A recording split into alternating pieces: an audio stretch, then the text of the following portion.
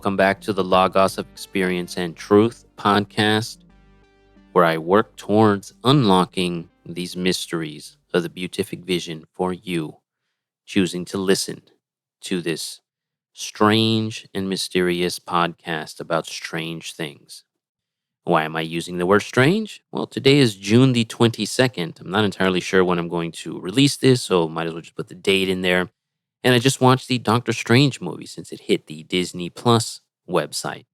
Many things came to mind from it, and I'll address them here, and you'll hopefully understand why I'm addressing them here, because it pertains to what is the Beatific Vision exactly? What is it? I've said in other podcasts that the Beatific Vision is the mystical experience in Christianity, particular Catholicism and Orthodox Christianity. That is what it is called. I think the two theologians of the great faith that spoke on it in particular were St. Augustine and St. Thomas Aquinas.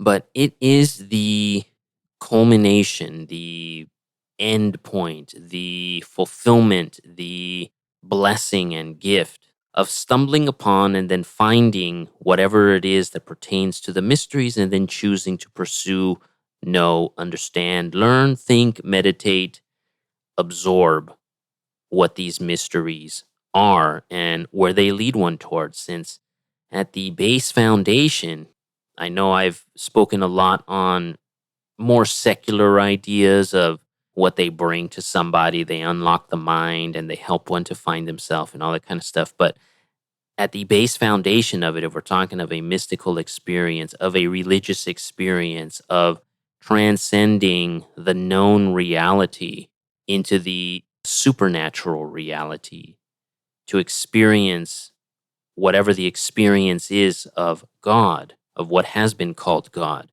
That is what the Beatific Vision is. But a more apt question for it would be, what does it look like? Or can we ask, what does the Beatific Vision look like?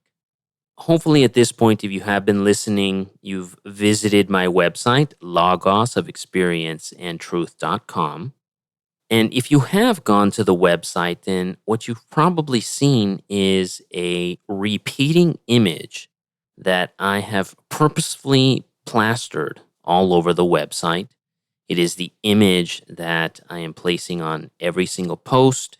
It's the image that occupies the logo of logosofexperienceandtruth.com.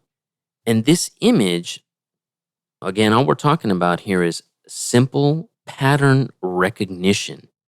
As easy as that sounds, it's also incredibly difficult because of the filters that we possess, the filters that we acquired through aging, from our youth, from our own prejudices, from our own perspectives. These filters exist in our mind, and it is essentially how we see the world. And so to see the Beatific Vision or to see artistic beauty, for instance, in our home, county, state, country, our form of government, our form of religion is personal, but it is also dictated by the paradigm in which we dwell in, the worldview that has been given to us. And for some, seeing outside of that can be difficult, if not impossible, just as for those that utterly reject their own paradigm or the worldview in which they live in, seeing that beauty, for instance, or that artistic greatness within one's own culture might be more difficult than seeing it outside. Seeing these images that I provided on the website and seeing the pattern within it should be easy because it's basically the only image that I have on there. But I have it from all different religious and scientific walks of life, of humanity, the past, the present, and everything in between that I could find and that I could invest and purchase legal copies as well as the ones that I found online that were free. The image, again, it's very easy to show it because it exists everywhere. When you see it, and if you have any knowledge of anything, meditation, anything like that, I'm sure you've already seen the basic mandala symbol. But if you've only seen it in a mandala and not, for instance, in the Catholic cathedrals of the world, and if you haven't seen it, for instance, in the Muslim mosques of the world, then again, that's what I was talking about with the filters that exist in the mind of seeing it within our own, but not seeing it within the other. And I go into great depth in the premium content that I have on my website. I call it the Vision Explained Deeper. It's 18 different talks, podcast episodes ranging from 5 minutes to 55 minutes, where I speak as in depth as possible as I can at the time from what I knew at the time on each different category. For instance, I have a Christianity, I have a Islam, I have a Judaism, I have a science fiction, I have a nature, I have a ancient old world. I have these different sections where I try to explain what is shown and how it is the same thing, even if it's described differently. So, as I said, it's very easy to show it to you, but then it is also not very easy to show it to you. So, if we're talking biblical, you have to be able to see the imagery that exists for every time when God is seen. The theophany of God is the other term for mystical experience or vision, a theophany. Now, that's the more in depth experience because obviously people have spoken of mystical experiences that didn't pertain to God. It's just kind of seeing some wacky stuff. But it is at the core depth of it some type of experience of the infinite, of the unknown, of eternity, or in the most basic of methods that I can speak on it, human creativity.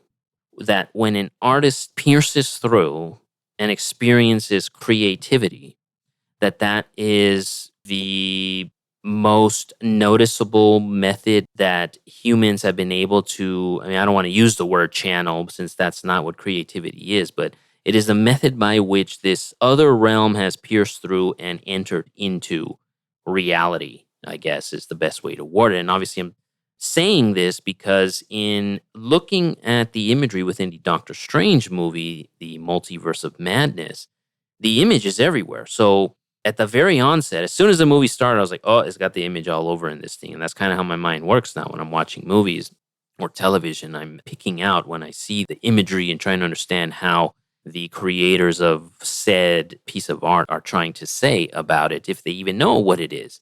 And obviously, in this, the opening scene, for instance, has Doctor Strange, an alternate Doctor Strange, running through this realm, trying to find this supreme blessing kind of good thing. And in the background is the stained glass image from all you have to do is look at it looks like the stained glass window from Notre Dame, from the Cathedral of Notre Dame, or the Chartres Cathedral in France, I believe that's where that one is. So if you literally just hold up the stained glass window from one of those two or any other old Gothic cathedral, it literally looks exactly like what the artist decided to place in the Doctor Strange movie. When you go further into it, also when he's looking at his doppelganger and they're in his bedroom or in his study or something like that, and in the background, he keeps looking out to the tunnel imagery. So that's another of the images that exist. So this is the light at the end of the tunnel. That's another of the images that has been described when one is having an aspect of the mystical experience, that there's some kind of beam of light and that there is some kind of movement or force or acceleration, and one enters into this tunnel of light and something happens, right? It's kind of different for each person. Each of those different, this is what happened, this is who I spoke to, this is what was said, this is the reason why, all of those are kind of the, how do I express this? That's what the human aspect brings through, but that's not the foundation of what is actually seen. For what is actually seen is the rotating tunnel, some kind of beam of light, and something that looks like the mandala. It's been described as a mandala, it's been described as a dragon, it's been described as beams and streams of light, all kinds of different things. And then if we go on the biblical, Elijah is the flaming chariot wheel. In Ezekiel, it's the wheel within the wheel. In Zechariah, it's the lampstand. To understand that image, you have to look at it from above. When you look at it from above, it's the same image instead of from the side, because we think of a lampstand, we're looking at it sideways, or we're looking at it like sitting on a table, but the actual imagery is to look at it from above, because now you're looking at the wheel within the wheel imagery that is the same in all the other prophets. That's what it looks like. And each person tries to explain it as best they can, but then it is also throughout culture, artworks, structures. It's everywhere when you look at it. And so then that obviously that raises the question of, well, why is it everywhere and yet so difficult to understand?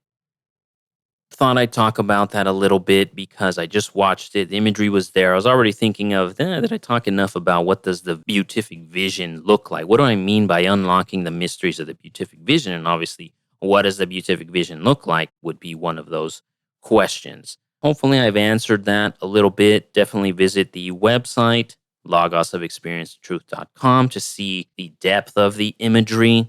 Take a look at purchasing the Vision Explained Deeper work, since I go very in depth into each different religion, each different school of thought is the way I perceive science and science fiction, especially because in the science fiction part, a rotating ship with a beam of light that brings somebody up into it is exactly the same as the mystical experience. So the UFO experience is exactly the same as the mystical experience as well.